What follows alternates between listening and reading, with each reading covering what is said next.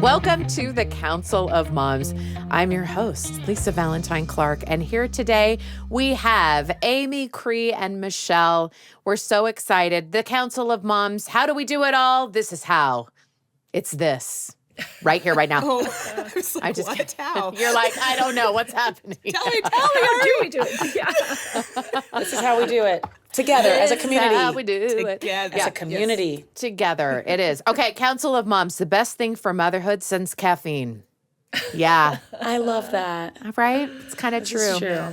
It's a hack. And as always, the Council of Moms, made with real moms. I'm your host, Lisa Valentine Clark. I'm the mom of 5. I have 4 baby adults, 2 who have fully launched, 2 who are 1 foot in, 1 foot out, like going to school. Hey, still, can you float me some this? But I'm on my own and don't tell me what to do. Yeah. And 1 who is in my house and is like, don't worry about it, Mom. I'm raised. And I'm like, well, I don't think you're fully baked, but let's talk about that. That's the phase of life I'm in. Thank you for letting me get that off my chest. Also today, we have Amy. Introduce yourself. Hi, I'm Amy. I love being here. I love talking with you, moms. I am a mom to 3 boys, 2 emerging adults, and an 11-year-old. So really in the thick of it in a lot of different ways, and in an easier stage of life too. And then a harder stage, and then back to an easier stage. So good. Lots of going back and forth on that kind of stuff. I work as a life coach also, so I love that. My kids give me a hard time that maybe I try to life coach them or that I shouldn't try to life coach them. Oh, that's it. They've got opinions. Great. They've got some opinions about it. Yeah. And also with us, I'm Cree Taylor. I am a mom of 5. Also, the age range is newborn to 10 years old, and we have a lot of fun, a lot of chaos at our house. When I had my baby about a month ago, someone asked, or back in April, someone asked, how do you do it? And I said, I'm tired most of the time. Like I'm very consistently tired. I've accepted that as my base. And then we just move forward from there, you know? Yeah. And I'm very much a times and seasons person. So I'm like, you know what? This 3 a.m. feed is a season and it's going to go away. Yeah. And then she'll sleep. And then we'll hit my 2-year-old. He gets up every night because he has to go to the bathroom. So then we're back, you know? So that's how I navigate my motherhood. I love being a mom. I love being an educator. I also sometimes really don't like being a mom. And the other day I said, when I'm in the bathroom, I just say, I'm in the bathroom, go away. I can't help you, go away. So then my 2-year-old, I said, hey son, like, let's go put your clothes in the hamper. I'll go with you. And he goes, go away, Mom. And I was like, oh, crap. So that's where I'm at. We're learning, we're growing, and it's a lot of fun. And, whatever. We'll thrive in the end. I'll thrive in the end. Yeah, that stuff comes back around. Oh, man.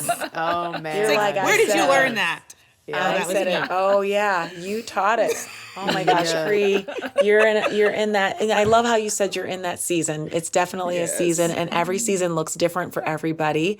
I'm Michelle Loveday. I'm a mom. I say to 5.5, 6 kids. I had an adopted daughter that joined us in her 7th grade year in life, and has added some beauty to our family.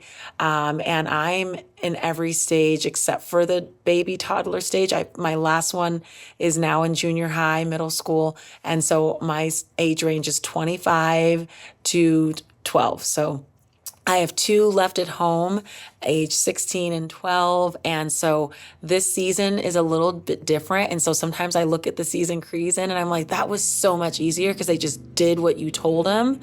It was so much easier. But then sometimes I also look at the emerging adult, as we say, and it's interesting because I can connect with them on a different way. I'm an educator, so it definitely helps me and hurts me in some ways after being in education for 23 years to kind of use child development knowledge with my own children and experiment on things that I use in the classroom. So it's a lot of fun. It's a lot of chaos. I have to say that I am going through the hormonal changes with my kids because I'm going through perimenopause. So everyone's crying and no one knows why. The Council of Moms. Everyone is crying and no one knows why. Yes. The why isn't as important as when will it stop. And because I'm stubborn, the how is I will win. Yeah. I will win. Yeah. Winning. The Council of Moms. We know we're winning. We're not quite sure with what, but we're winning. You're fine. Welcome. Welcome. And today's question from a listener. So here we go. We're diving in. Dear Council of Moms, I need some ideas for consequences. For reasons you can probably guess, I won't be using the same types of discipline my parents used on me and my siblings, but there are some days when I'm just at a loss, and one of my kids loves a challenge. He will make a point of being unaffected by the consequences we have now, and I don't want to be too harsh, but it's just getting harder as they're getting older. Can you give me some new ideas for responding to negative behavior? Oh, man. That's a great question, And they right? have resources, and the kids have resources too, right? They have this whole social media universe that can tell them what's effective and what's not. Oh, that's a good one. I know. I feel like that question gets a moment of silence. Yes. It's so self-aware. Question. Yes. Well, and I like how they put in the truth So of like, hard. we can't parent and discipline the way our parents did, i.e. going to get the switch. And we don't want to, right? You know, I know. Right. I think Yeah. we don't want to. And I don't think everyone, I know I was not, I knew it was present. I didn't have corporal punishment. I was the last child of 3 and I was the only girl. So I knew it existed, but because I was perfect, I didn't need it. Which makes it so hard to parent because you're like, I would never. Ever. All jokes aside, though, it is really interesting how parents can choose to do this. And I learned a lot through a TV show, not promoting it, but it's interesting to watch. I think it was called The Parent Show. I don't remember what it was called, but they basically had a panel of 10 to 12 parents on it, and they put their families and their children in scenarios, and then they had, different types of parenting styles. The soft parent, the loose parent, the rigid, the traditional, all these types of parenting styles and how they would handle the reaction. And then that council of parents had to vote on the best way to parent. Interesting. And in watching that show over the seasons, it was interesting to watch how some were very judgmental of the rigid disciplinary parent had their reasons for why they parented. Interesting. They were a single parent. They knew what life was going to throw at them, and this is why. The parent that lived on the road and they traveled and did different things, they kind of were the free range parent, and this is why. And it was interesting to watch because at the end of the day, everyone remembered one key thing: we love our kids and we want them to thrive in the world without us. Yeah. And I think when it comes to consequences, you, your partner, whoever you're raising your family with, your children with, you have to understand and go back to what are my values and what do I want my kids to learn. Yeah. And those harder kids where consequences are just, they don't, I want to believe that they're doing that in the face because that's the personality they are. I'm raising myself, and so they are very strong and independent and don't want them to know. But I would like to think that maybe when they shut that bedroom door, they're affected and they're hurt and they're upset. I have a kid that she'll stare at me and won't do anything. And then I hear her crying later because she disappointed me. Yeah. And so, so I can't yell at her as much. Whereas my other kid will tune me out completely.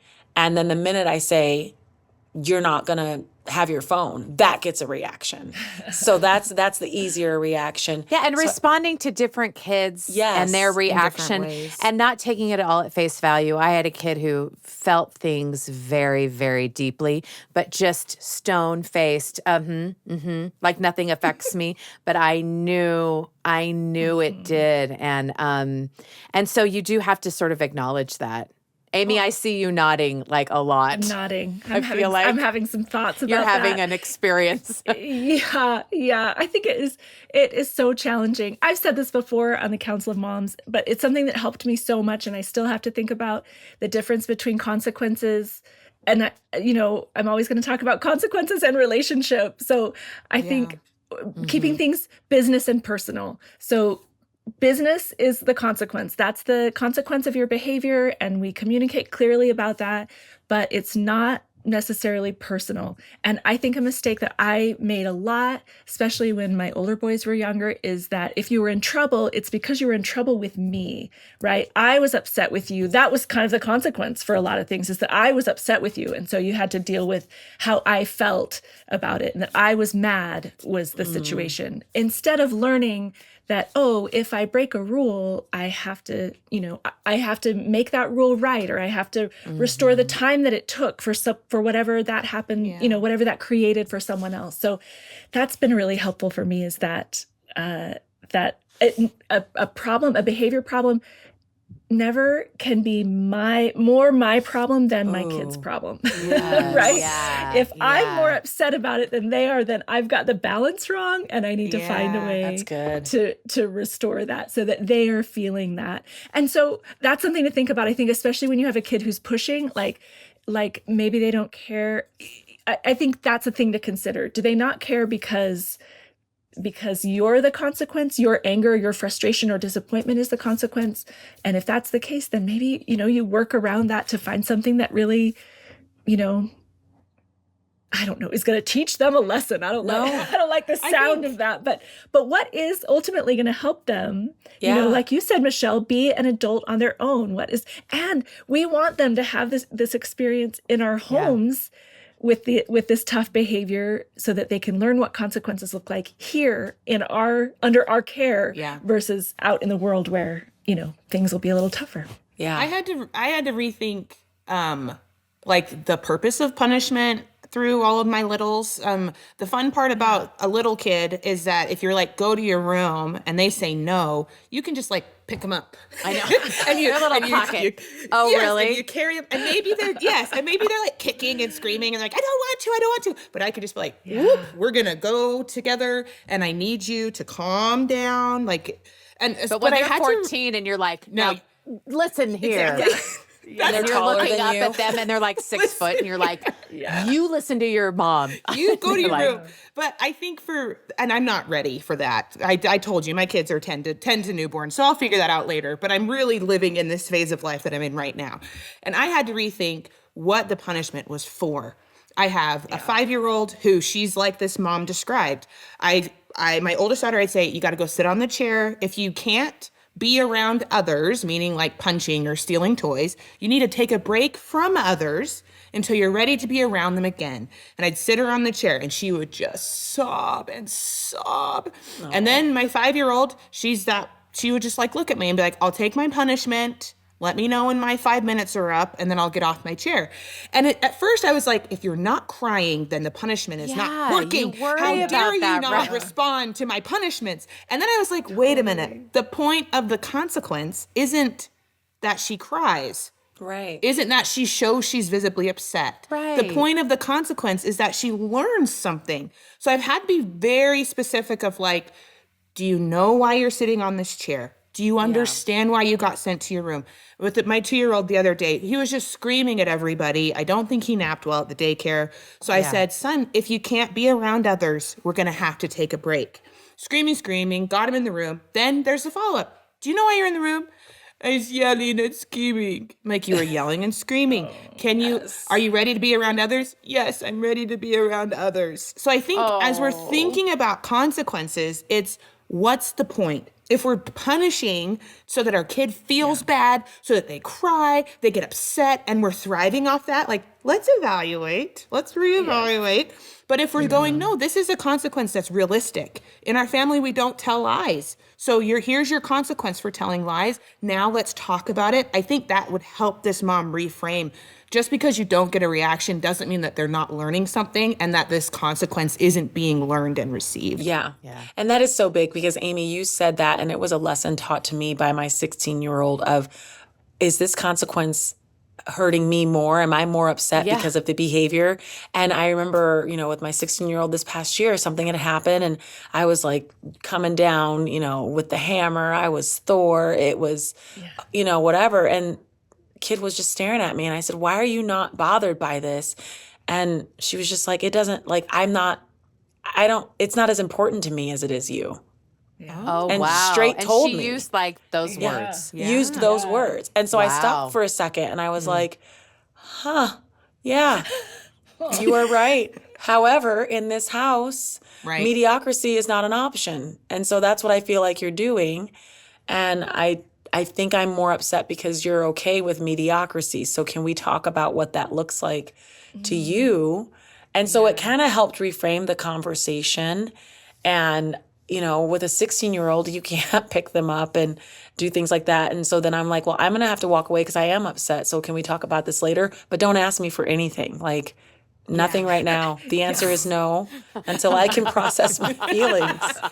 You got Oh my gosh, when you say that, that makes me, because I feel like my kids show me consequences when they're like, oh, I know that I've got her right where I want her and I can ask for whatever. No. And like, that's a consequence of how you parent too. And I'm just, when you said that, I thought, oh, my kids know that about me.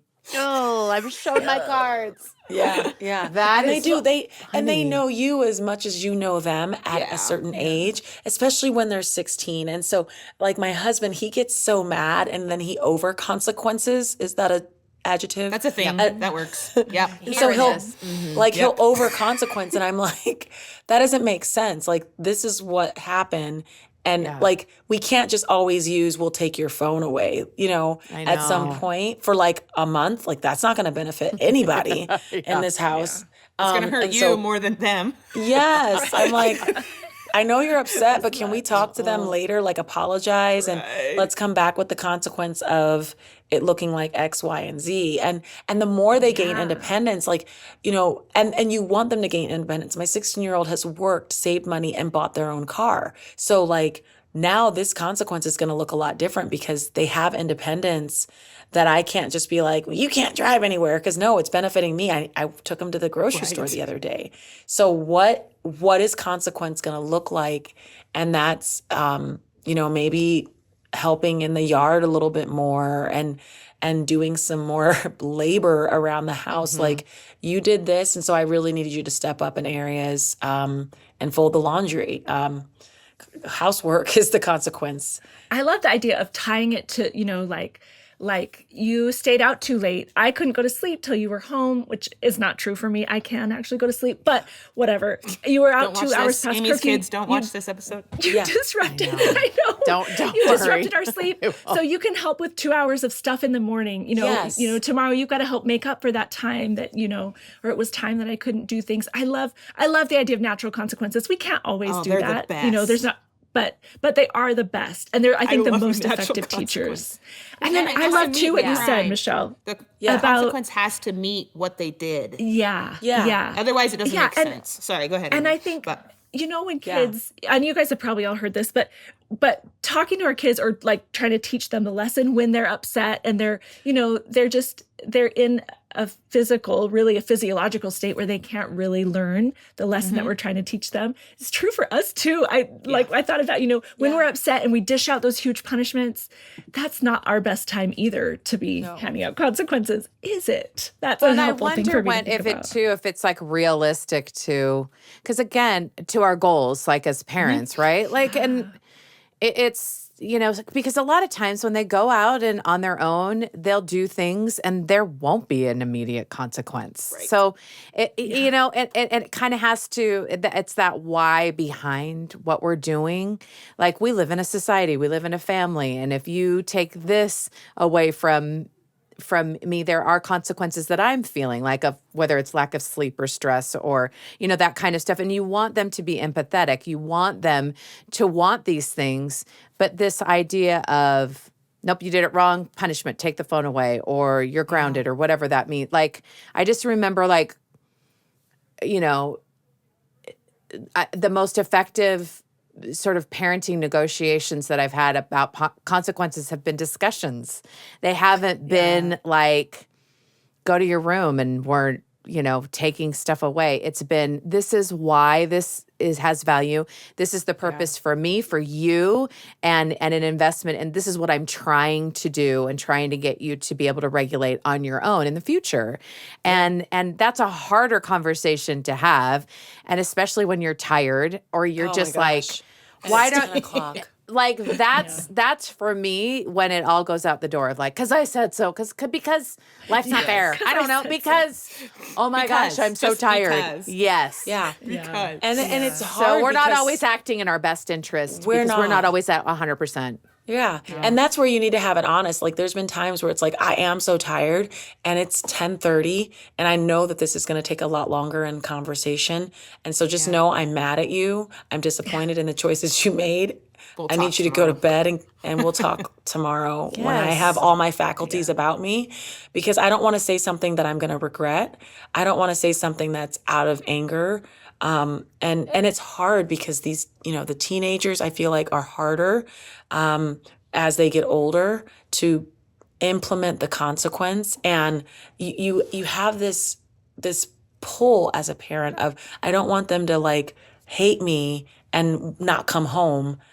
And, you've seen it a lot more. I feel like there's a lot more like, please look, my 14-year-old got missing. Like there's a lot of missing children I've seen, even in my neighborhood, where they've gone missing for a couple hours because they're upset with the consequence that was bestowed upon them. And so it's scary as a parent because you don't want to be exposed like that. But when that happens, I think every one of us, every parent understands what's happening at that moment.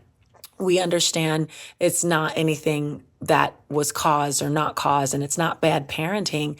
We have a lot in our world that we're navigating with our children when it comes to social media. You don't know what they've been exposed and challenged to do.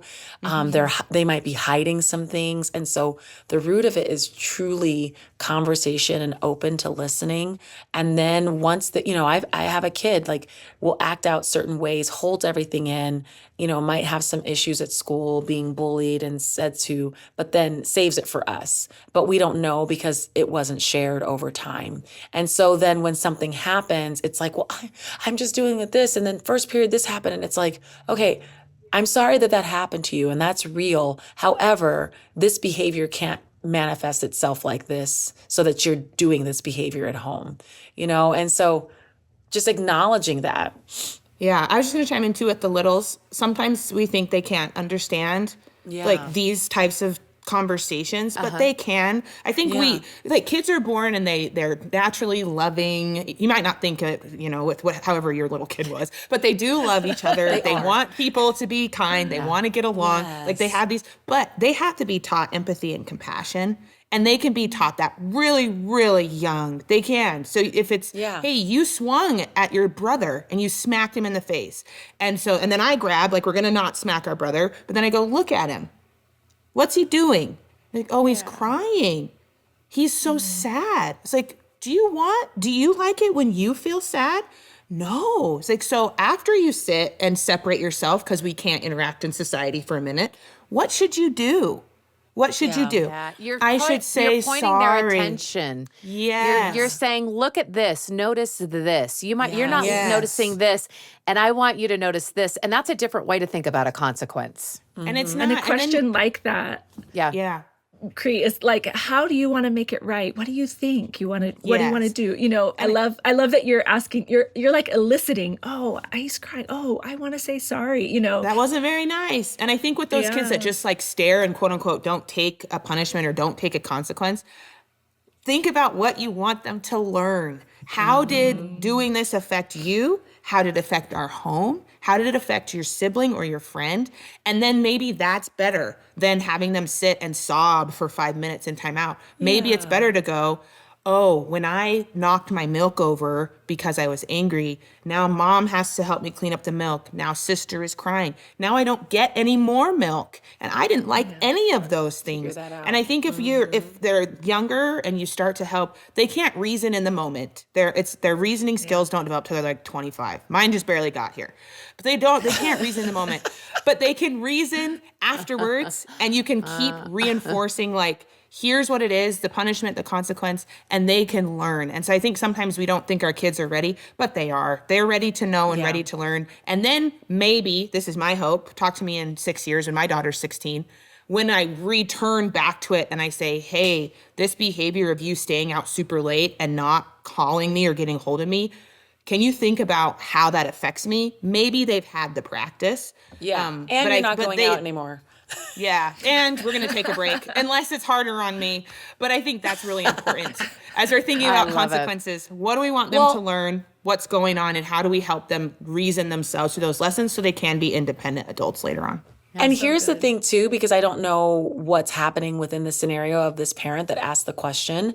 But then also, too, I'm a huge proponent. If there's another child involved, I will talk to that other parent. Yes. I've had many situations on high scales of naughtiness to low scales of like, this too shall pass. And there's been instances where I've listened to the parent and they're like, well, I just don't know. So-and-so went over this person's house and, they had alcohol at their house and it was provided by the parent, but my daughter doesn't want, anything to happen to that parent. And I'm like, oh, no, we're going over. Oh, they don't want that to happen. The child doesn't want that. Yeah, I'm so sorry. Consequence. No, natural consequences. I'm crazy, and so no. And so depending on the level of what is happening with the consequence, that's an extreme level, but it's a real level that our kids and teenagers are facing, where they have these families, and the mom is she's not a regular mom, she's a cool mom, and so I'm the crazy mom, so I'm going to approach said cool mom, and so. My kids need to know that if there's another child involved, I will be addressing it to that parent. It might not end beautifully. It might hurt the relationship. But if there's something where my child is getting into and mixed up into situations and there's another child involved, I am going to involve that parent. And maybe they don't care and they're fine with it. But at least I did my due diligence for the safety of my child. Yeah, I appreciate you bringing that up. Yeah. Then your kid knows, and they might not like it in the moment, but the message is my mom has always got my back. Even when, because of course they know that's a risky situation and the parent was irresponsible. So, I mean, there's that too, that these boundaries that we provide for our kids and consequences, it's a kid's job, especially teenager's job to push back against those boundaries that we provide. And so, But they do keep them safe, and kids rely on those, even though they couldn't say that. Yeah. Or cognitively maybe even think it. Yeah. The benefits that we provide with these boundaries. And so that's kind of what I would say to this mom who's feeling like, what else do I do with this kid? The benefits are happening whether or not you can see them in this moment. You're showing up consistently. Yes. Even though it's hard. There is power in that. It and you makes have to a difference. trust that. You have to trust and pray and, however your higher power beliefs are. And I remember in my mind, I said at one point, I'm just going to have to be the bad guy. I'm going to have to take that story. I'm the villain in this story. And I pray that in a few years, my child sees that I had their best interest, that it'll come back around. And I watched my parents parent in hard situations, and they had to be the bad guy. And they had to be the bad parent, quote unquote, but they weren't. They were just bad because the kid didn't want it. My brother didn't want it. And so I watched the hard of that. But then at the end, me as the child watching it, I was like, oh, okay, my parents don't play. And they will definitely. Duly noted. Yeah. Okay. Again, this is how I turned out perfect because they messed up twice. So I take no. And I think as a parent, that's where we can fumble and kind of put ourselves at a disadvantage because we don't want to be the bad guy. We don't want to be the mean one. And it doesn't have to look like how our parents just used to have to take us out back. And we can respond to negative behavior in these different ways. And this has been a really great discussion with new ideas. Like it's really good. It's really got me thinking about different ways to do it. I'd like to go and have a do-over, but no, it's fine. Just put them in counseling. I know. Well, I pay for as much therapy as they want. Yeah. Thank you so much. That's a new tagline, the Council of Moms, where we pay for as much therapy as our kids want. The Council of Moms, where I tell my kids, just tell your therapist that I tried real hard. Real hard. I just want that disclaimer at the front, and then you can say whatever you want. Go for it. Thank you guys so much. This is, I mean, we clearly, and with every Council of Moms, I feel this of like, we've just scratched the surface, but it's nice to start the conversation. And I think continue it in your own Council of Moms with your trusted friends who come from different backgrounds or different ages, have different kids than you, to really be able to feel not alone and feel encouraged in being able to do what you really want to do, which is be the best kind of mom that you can for your own kids. So thank you so much for listening to the Council of Moms. It's a production of BYU Radio. Please send this episode to a mom in your council. Help us spread the love, because no one has it easy, and no one should have to do this alone. And if you are thinking and listening to this going, oh, no, I have a great idea, or wait a second, you missed a big thing, like, we want to hear it. So we read all the comments. You can leave a comment in social media or right here on YouTube where we are. Your questions help us to keep it real. So we will see you next time on the Council of Moms.